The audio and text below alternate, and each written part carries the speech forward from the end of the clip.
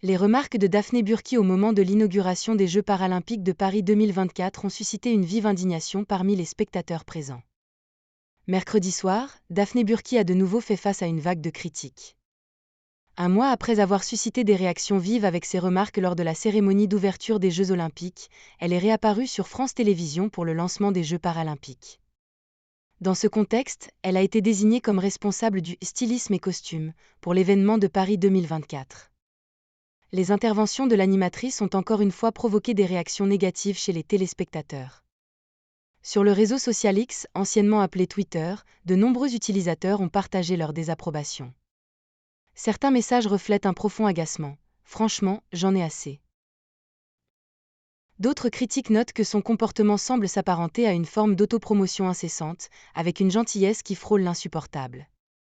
France TV, serait-il possible de demander à Daphné Burki d'adopter une attitude un peu plus discrète ? Pascal Praud exprime des critiques acerbes à l'encontre de Daphné Burki. Avez-vous observé que Daphné Burki a passé de nombreux mois à organiser les cérémonies ?